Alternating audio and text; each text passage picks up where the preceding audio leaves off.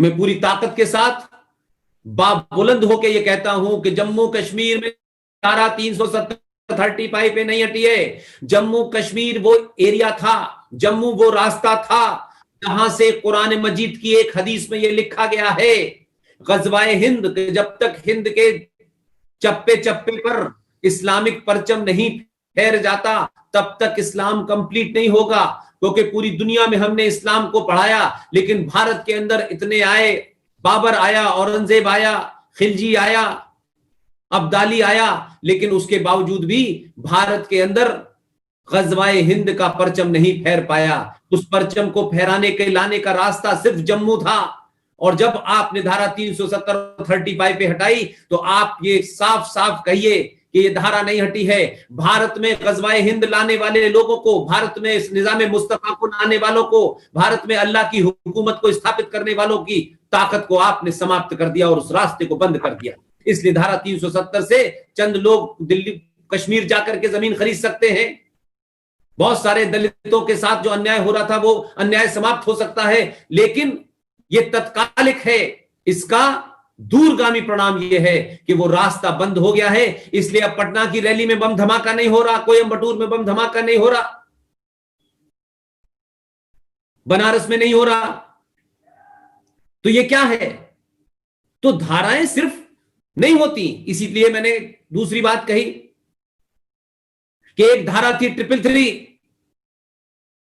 सतीश भाई, हमने अपने बच्चों को पढ़ाया, लोकसभा के कितने मेंबर हैं, जनरल नॉलेज में पढ़ाया कि लोकसभा के मेंबर हैं 545। उसने रट लिया। कुछ ने ये भाई बताया कि 545 है, लेकिन चुनाव होते हैं 543 पे,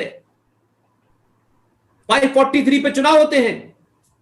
लेकिन ये किसी ने बताया नहीं कि ये 2 पे चुनाव क्यों नहीं होता। ये नहीं बताया हमने किसी ने, क्योंकि हमारे बुजुर्गों ने किन हालातों में क्या कंप्रोमाइज किए मैं नहीं जानता। लेकिन आज 2020 का भारत है। यह भारत किसी के सामने क्यों झुकेगा? क्यों इसको कोई ऐसा फैसला जो हमारे बुजुर्गों ने लिया था, किसी दबाव में लिया था, किसी लालच में लिया था, वो समाप्त होने चाहिए। इस भारत का भविष्य भारत के लोग लिखेंगे। इंडिपेंडेंट एक्ट 1935 का संविधान की कार्बन कॉपी नहीं लिखेगी। इसलिए धारा 333 आपको सुन के हंसी आएगी। और 1.5 साल पहले, 1.5 पौने 2 साल पहले मैं नासिक गया और मैंने ये बात पहली बार वहां रखी। और फिर कुछ लोगों ने मुझसे कहा कि इसकी डिटेल हमें दे दीजिए। मैंने कहा देखिए साहब, डिटेल यह है कि मैं कोई कानून का आदमी नहीं हूं, मैं जर्नलिस्ट रहा हूं, मैं पॉलिटिकली चीजों को रखता हूं, बाकी काम आप करें। धारा 333 एक ऐसी धारा थी जिसके तहत भारत में अंग्रेजों ने जायज तरीके से नाजायज तरीके से जो राज किया और 47 में चरखा चलाने से वो यहां से चले गए। और उसके बाद जाने के बाद जब यहां जो चरखे को लेकर के जो हर घर के बाहर बैठे थे, उनको ये कह गए कि भाई हम तो जा रहे हैं, लेकिन हमारे कुछ अंग्रेज भाई जिन्होंने यहां भारतीय महिलाओं से शादी कर ली है, कुछ जायज संबंध है, कुछ नाजायज संबंध है, ये विषय नहीं है। लेकिन उन्होंने कहा कि जब इनके बच्चे जो पैदा होंगे, जिन अंग्रेजों ने भारतीय महिलाओं से शादी की थी लोअर लेवल पे, खासतौर से, कि ऊपर के तो चले गए, उनसे उत्पन्न होने वाली संतानों को भारत में एंग्लो इंडियन कहा जाएगा। और ये एंग्लो इंडियन है, इनकी नसों में तो अंग्रेजों का खून है, तो वो इन संतानों का भी प्रावधान करवा के गए। और धारा 333 के अंदर कहा गया कि भारत की लोकसभा के अंदर चुनाव जीत करके हर किस्म के लोग आ सकते हैं, हर मजहब के लोग आ सकते हैं, हर संस्कृति के लोग आ सकते हैं, लेकिन इनकी तो गिनती उस वक्त इतनी नहीं है कि जीत के कैसे आए। लिहाजा 333 धारा के तहत 2 एंग्लो इंडियन का परमानेंट भारत का राष्ट्रपति चुनाव खत्म हो जाने के बाद उन 2 को नॉमिनेट करेगा और ये 2 सीटें भरी जाएंगी। इसलिए मैंने कहा कि जब सतीश भाई आपके अंदर उथल पुथल न पैदा हो, आप अगर बेचैन नहीं हैं तो आप नॉर्मल इंसान नहीं हैं। लोग कहते हैं परेशान आत्मा हो, मैं कहता हूं परेशान आत्मा ही राष्ट्र की चिंताओं को शांत कर पाता है। इसलिए मैं कह रहा हूं उस 333 के बारे में जब मुझे पता चला, मैंने अपने साथी लीगल थे उनसे पूछा कि भाई मुझे बस इतना बता दीजिए इसके अलावा क्या है। उन्होंने कहा यही है। नासिक की एक सभा में मैंने जोर से कहा कि भाई मुझे बताएं कि देश भर में हजारों जनजातियां हैं, जातियां हैं, हजारों ऐसे लोग हैं जिनकी कम्युनिटी ने आज तक पार्लियामेंट नाम की बिल्डिंग नहीं देखी। हजारों हैं, लाखों हैं। आखिर ऐसी कौन से लोग हैं ये एंग्लो इंडियन जिनके लिए पहले दिन से और आखिर तक जब तक ये संविधान रहेगा ये 2 सीटें बुक रहेंगी? भाई हमें बताओ ना कि एंग्लो इंडियन कहां है। एक आध मिला नहीं, ढूंढने, मैंने कहा ढूंढो भाई, कहीं से मिले तो कम से कम मैं पैर छूंगा कि आप तो इतने महान हैं कि आपके लिए भारत में चुनाव नहीं होगा, आपके लिए 2 सीटें भारत के राष्ट्रपति नॉमिनेट करेगा। मिला नहीं भाई साहब। लेकिन मैंने जगह जगह गली गली वैसे ही 335 के लिए चिल्लाता था, वैसे ही चिल्लाया। लोग मुझे कहने लगे कि तुम कोई ना कोई नया फसाद खड़ा करते हो। मैंने कहा जिंदगी जीने का मतलब है फसाद को खड़ा करना और फसाद को निपटा देना। फसाद करना और फसाद खड़ा करने में फर्क है। मैं फसादी नहीं हूं, मैं किसी की तलवार से गर्दन काटने का हुक्म नहीं देता। और उस सभा में मैंने इसी तरह से बात कही कि देश के लोग जो इस समाज की और राष्ट्र की चिंता करते हैं, मैं उन मुद्दों की तरफ ज्यादा ध्यान देता हूं जिससे राष्ट्र सुरक्षित रहे। अमेंडमेंट होंगे संविधान में, हजारों अमेंडमेंट हुए, होते रहेंगे, लेकिन राष्ट्र का जो संविधान है, राष्ट्र का संविधान क्या है सतीश भाई? राष्ट्र का संविधान है मेरी संस्कृति, मेरी आस्था, मेरे सरोकार, मेरी नदियां, मेरी पहचान। उसमें अमेंडमेंट नहीं करने दूंगा किसी को। सुप्रीम कोर्ट के 5 जज ये तय नहीं करेंगे कि सबरीमाला के अंदर हजारों साल की परंपराओं को तोड़ करके जेंडर जस्टिस तय होगा। सुप्रीम कोर्ट को जेंडर जस्टिस तय करना है तो 50 अगर मर्द सुप्रीम कोर्ट में जज हैं तो 50 खवातीनों, महिलाओं को जज बनाए, वहां जेंडर जस्टिस करें। वहां जेंडर जस्टिस नहीं कर पा रहे, लेकिन इस देश की आस्थाओं को तोड़ करके आप वहां जेंडर जस्टिस करना चाहते हैं। इसलिए मैंने नागपुर में खुले रूप से कहा कि ये 2 सीटों को भारत सरकार को तत्काल समाप्त करना चाहिए। और भारत सरकार जो रोज सुबह से लेकर शाम तक सक्सेसिव सरकारें आई और उन्होंने सुबह से लेकर शाम तक एक ही राग अलापा, Jammu Kashmir is a integral part of India, Jammu Kashmir is a integral part of India. अरे भाई ये कह रहे हो? अगर आपका बेटा है तो आपका बेटा है, रोज मोहल्ले वालों को बताते हो ये मेरा बेटा है, आओ आओ सुनो ये मेरा बेटा है, तो मोहल्ले वालों को शक होता है ये असली बेटा नहीं है, कुछ खेल है इसमें। तो जम्मू कश्मीर के बारे में यूएनओ में जाकर के हर मंत्री संतरी चिल्ला चिल्ला के बोलता था Jammu Kashmir is integral part of India. मुझसे लोगों ने कहा, शरद पवार के लोग, जब मैं नौकरी करता था, कि भैया आप सुबह से शाम तक क्यों कहते हैं कि आपको डाउट है क्या? बोले हमें तो डाउट नहीं है, जो हमारे पास है इसलिए हम तो कभी नहीं कहते। हमारा वो इंटीग्रल पार्ट है, इसलिए हमने वहां से कश्मीरियों को मार पीट के भगा करके वहां पंजाबियों को बसा दिया है। बात खत्म हो गई, ना आपको पता चला ना हमें पता चला, और अब वो वहां से दूर नहीं हो सकता। लेकिन आप धारा 370 भी देते हैं, 35 भी देते हैं, करोड़ों करोड़ों का बजट भी देते हैं, और निजाम मुस्तफा बसाने वालों को दिल्ली में सेकुलरिज्म का भूख भी चढ़ता है, तब भी आप कहते हो कि जम्मू कश्मीर से इंटीग्रल पार्ट ऑफ इंडिया। तो आप इसलिए कह रहे हो कि आपका है नहीं। तो मैंने कहा बात तो आपकी बिल्कुल सही है।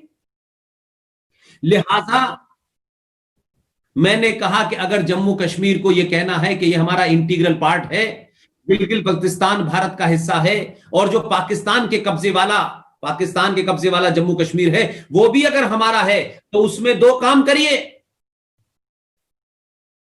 जो पाकिस्तान के पास वाला कब्जे वाला जम्मू कश्मीर है, वहां से जो लोग आए थे कुल मिलाकर के 5600 परिवार थे, जिनकी गिनती आज 5.5-6 लाख हो गई, और पिछले 70 सालों से वो जम्मू कश्मीर की धरती पर रह रहे थे। लेकिन आर्टिकल 35A की वजह से न उनके पास नागरिकता थी, और नागरिकता नहीं थी, न जम्मू कश्मीर में चुनाव लड़ सकते थे, न खड़े हो सकते थे, न जम्मू कश्मीर में कारोबार कर सकते थे, न जमीन कर सकते थे, न सरकार की कोई स्कीम उन्हें मिलती थी। तो 70 साल से दुनिया के सबसे बड़े लोकतंत्र के अंदर 5.5 लाख लोग रह रहे थे, लेकिन उसकी चिंता हमको करनी चाहिए थी, सरकारों ने नहीं की। लेकिन राष्ट्र को खड़ा होना चाहिए था कि ये भारतवंशी लोग हैं, अपनी जमीन पे हैं, इनकी नागरिकता नहीं है। लेकिन उसी जम्मू कश्मीर में आर्टिकल 35 होने के बावजूद भी पाकिस्तान का कोई मर्द जम्मू कश्मीर की लड़की से शादी कर ले तो उसको जम्मू कश्मीर की नागरिकता मिल जाएगी, और जम्मू कश्मीर की नागरिकता मिलेगी तो ऑटोमेटिक वो भारत का नागरिक हो जाएगा। क्या एजेंडा आपने खोला था कि कश्मीर के रास्ते से आओ, ऐसे दिल्ली में आओगे तो नागरिकता नहीं मिलेगी, ऐसे मिलेगी?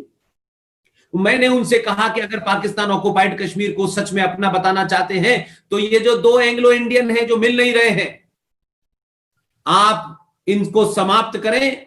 गिलगित बल्तिस्तान के लोग भारत में रह रहे हैं, उनमें से किसी एक को, और जो पाकिस्तान ऑक्युपाइड कश्मीर मीरपुर में, मुजफ्फराबाद में जिनकी कोठियां हैं, घर छोड़ के भागकर यहां आ गए हैं, उनके लोगों में से आप उनमें से एक जम्मू कश्मीर पाकिस्तान ऑक्युपाइड वाले हिस्से के आदमी को लोकसभा में नॉमिनेट करें, एक गिलगित बल्तिस्तान के आदमी को जो भारत में है उसे नॉमिनेट करें। अंतरराष्ट्रीय मैसेज जाएगा कि भारत जिसे कहता है अपने यहां उन लोगों को संसद में नॉमिनेट करता है, और इन दोनों को हटाइए। मुझे सिर्फ इतनी खुशी है सतीश भाई, सरकार ने एक ही काम किया है। सरकार के कानून मंत्री ने पार्लियामेंट में खड़े होकर बयान दिया, मुझे नहीं पता कि आप लोगों ने सुना कि नहीं सुना, और सरकारें सुनती हैं इसका मुझे एहसास हो गया है। अगर आप सही मानों में अपने निजी स्वार्थों से ऊपर उठकर राष्ट्र के प्रति कुछ ऐसी बातें बताएं जो सरकारों तक नहीं पहुंचती, और सरकारें भी होती हैं, उनकी भी लिमिटेशन होती है, और सरकारें भी ये चाहती हैं कि राष्ट्रीय मुद्दों पर समाज के अंदर से कोई नैरेटिव निकल के आए, और जब वो नैरेटिव समाज में फैल जाएगा तो सरकारें अपने ऊपर दबाव महसूस करती हैं। इसीलिए 370 और 35A का दबाव हुआ। 70 सालों से हमने देखा कि एक पार्टी के मैनिफेस्टो में हर बार 370 हटाएंगे, 370 हटाएंगे, 370 हटाएंगे। वो हट गए लेकिन 370 नहीं हटी। लेकिन जब आपने देश को बताया कि ये 370 और 35A क्या है, ये भारत राष्ट्र के लिए खतरा है, तो आप यकीन मानिए लोग सुनते हैं। आप अपनी इंटीग्रिटी को मजबूत रखिए। इसलिए जब चिल्लाना शुरू किया तो देश के 99% लोगों ने हमसे कहा, पटना हाई कोर्ट के चीफ जस्टिस को नहीं पता था, सुप्रीम कोर्ट के चीफ जस्टिस को नहीं पता था कि यह आर्टिकल 35A क्या है। और जब लोगों में इसका डर पैदा हुआ और सत्ताओं को लगा कि यह ज्यादा खतरनाक है, 5 अगस्त 2019 को भारत की इसी सरकार ने दोनों धाराओं को मां गंगा की धारा में बहा दिया। तो इसलिए आप समझिए कि परेशानी ये नहीं है कि ये 2 आर्टिकल हट गए हैं। इसको सही मानों में अगर आप राष्ट्र के रूप में सोचेंगे तो आपको कुछ जवाब और मिलेगा, और मेरा जवाब इस पे यही है कि जब भारत आजाद हुआ 15 अगस्त 1947 को, तब से जो कुछ भी इस राष्ट्र के साथ में जघन्य अपराध करके सत्ताओं पे बने रेनों की भूख जो इस नेताओं को लगी, उस भूख को मिटाने के लिए और राष्ट्र के साथ जो जघन्य अपराध किए हैं उनको समाप्त करने के लिए इस सरकार का एक मुखिया, उसने वहीं से काम शुरू किया है।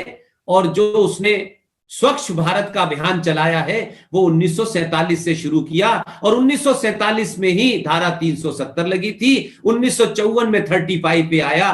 तो काम अगर 1947 से शुरू करेंगे तो माफ कीजिएगा, 1947 से ये जो स्वच्छ अभियान शुरू हुआ है, जिसे लोग समझ रहे थे कि सड़क पे कूड़ा उठाने का काम किया, ना ना ना ना, लोगों को लगा ये कूड़ा उठाने का काम है, लोगों को बिजी कर दिया क्योंकि समाज उतना ही समझता है। लेकिन आप जैसे प्रबुद्ध लोग, बनारस के लोग, आप इस बात का तो कम से कम क्रेडिट ले लें कि आप जब यहां से किसी को जिताते हैं और वो पार्टी उसे प्राइम मिनिस्टर का कैंडिडेट बनाती है, तो आपकी मिट्टी और मां गंगा के अंदर इतनी ताकत है कि जब प्रधानमंत्री बनता है तो सन 1947 से हिसाब लेना शुरू करता है।